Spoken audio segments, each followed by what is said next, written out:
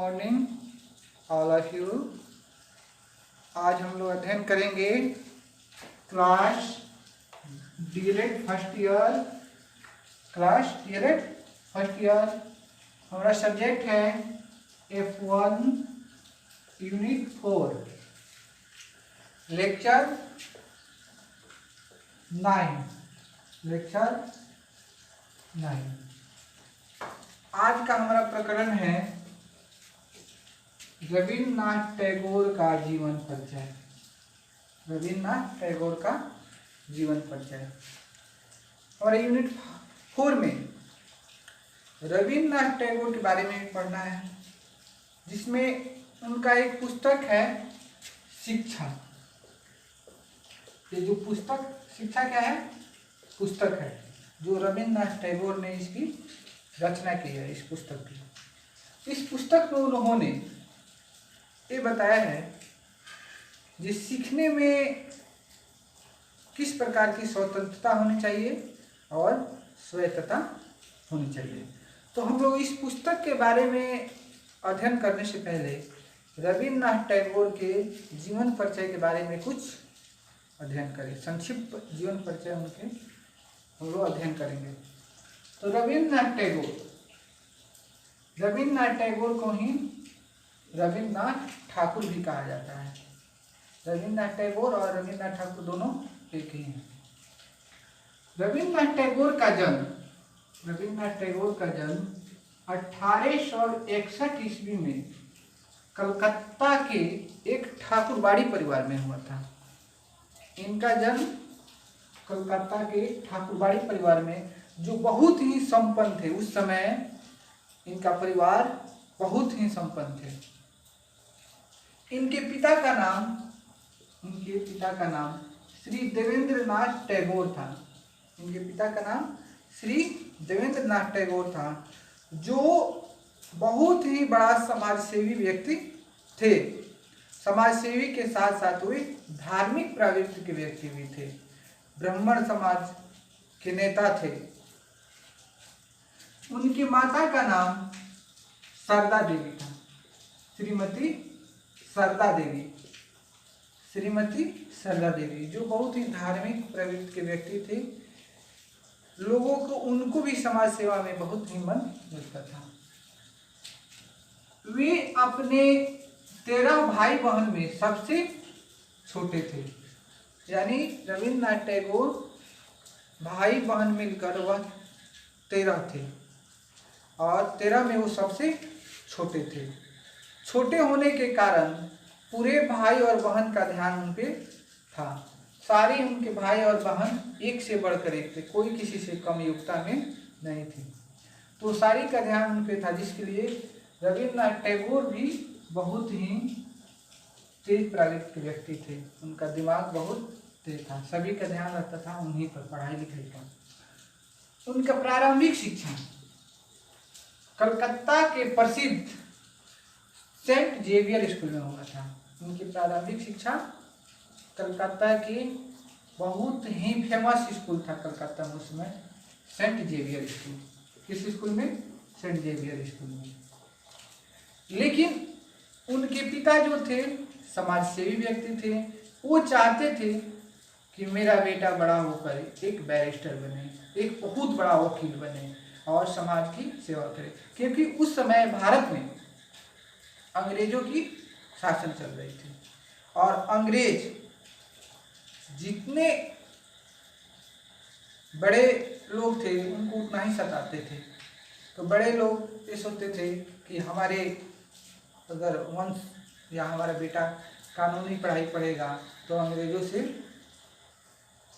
सामना करेगा, उससे यहाँ से भगाने में उनका योगदान रहेगा। तो रविन्द्रनाथ टैगोर के पिताजी श्री देवेंद्रनाथ टैगोर ने ये चाहते थे कि मेरा बेटा पढ़ लिख कर एक बहुत बड़ा वकील बने। इसके लिए उन्होंने सन 1878 ईस्वी में बैरिस्ट्री की पढ़ाई पढ़ने के लिए लंदन विश्वविद्यालय में भेज दिया। तो सन 1878 ईस्वी में रविन्द्रनाथ टैगोर लंदन चले गए। क्या करने? बैरिस्ट्री की पढ़ाई पढ़ने। लेकिन रविन्द्रनाथ टैगोर के पिताजी चाहते थे कि वह बैरिस्टर बने, लेकिन रविन्द्रनाथ टैगोर का मन बैरिस्ट्री की पढ़ाई में नहीं लगता था। वो चाहते थे एक साहित्यकार बने। रविन्द्रनाथ टैगोर का मन था कि हम एक साहित्यकार बने, नाटककार बने, नोवेलिस्ट बने।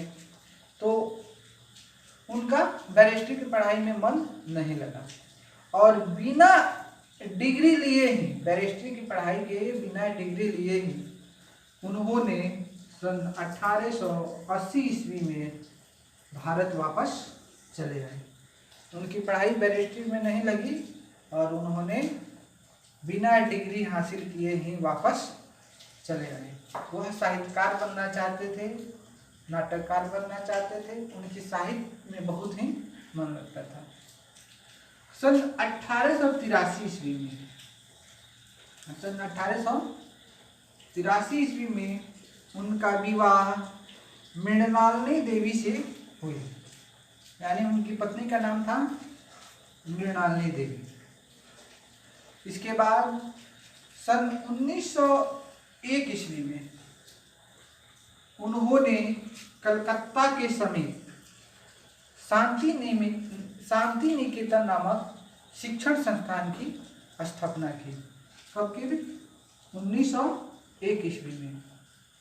तब से उन्होंने शिक्षा के क्षेत्र में अपना योगदान दिया। 1901 ईस्वी में जब उन्होंने शांति निकेतन की स्थापना की, उस समय से उनका पूरा मन शिक्षा के क्षेत्र में लगने लगा और उन्होंने 1901 ईस्वी के बाद शिक्षा में बहुत बड़ा योगदान दिया।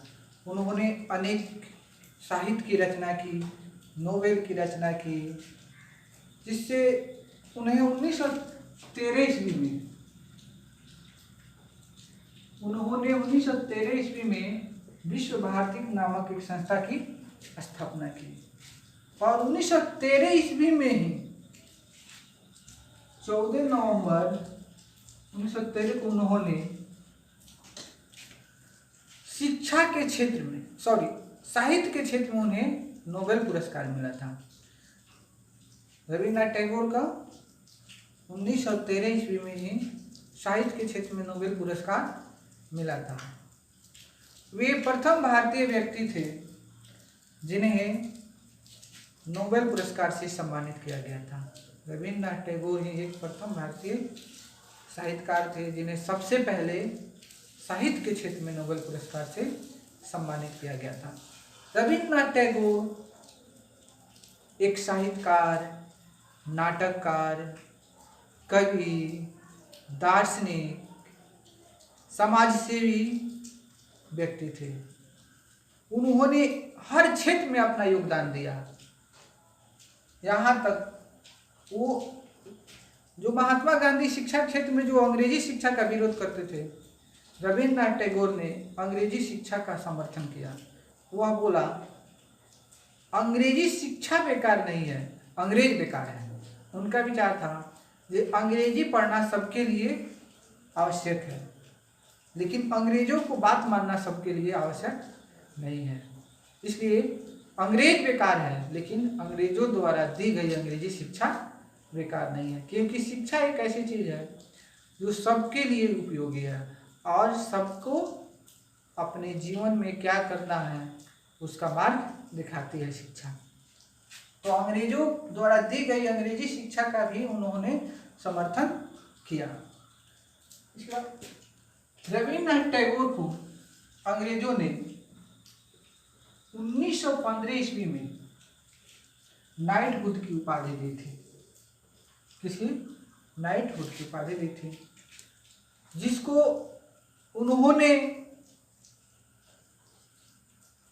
1919 में जो जालियांवाला बाग हत्याकांड हुआ था अमृतसर में, उससे इतना दुखी हुए कि वह अंग्रेजों को लौटा दिए।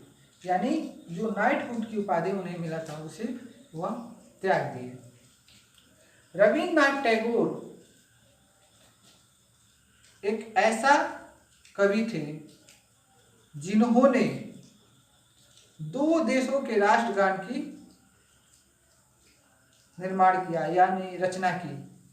प्रथम भारत, जो जन गण मन अधिनायक की जय है, और दूसरा बांग्लादेश की, हमार सोनार बंगला। तो रविन्द्रनाथ टैगोर एक ऐसा साहित्यकार, ऐसा कवि थे जिन्होंने दो देशों के राष्ट्रगान लिखा, भारत और बांग्लादेश। तो रविन्द्रनाथ टैगोर के एक बहुत ही प्रतिभाशाली व्यक्ति थे, समाजसेवी व्यक्ति थे। उनका शिक्षा में बहुत बड़ा योगदान रहा। उन्होंने हमारे देश में किस प्रकार की शिक्षा होनी चाहिए, इसको शांति निकेतन में उन्होंने इसका बहुत बड़ा प्रमाण दिया है कि शांति निकेतन में किस प्रकार बच्चे को शिक्षा दी जाती थी। उन्होंने शिक्षा के क्षेत्र में अपना योगदान दिया। रविन्द्रनाथ टैगोर, तो आज हम लोगों ने रविन्द्रनाथ टैगोर के जीवन परिचय के बारे में अध्ययन किया। अगले वीडियो में उनके द्वारा लिखी गई पुस्तक शिक्षा के बारे में अध्ययन करेंगे, जिसमें उन्होंने बताया है कि बच्चे को किस प्रकार सीखना चाहिए, सीखने में स्वतंत्रता और स्वायत्ता किस प्रकार का होना चाहिए। तो चलिए फिर हम लोग मिलेंगे अगले वीडियो में। Thank you.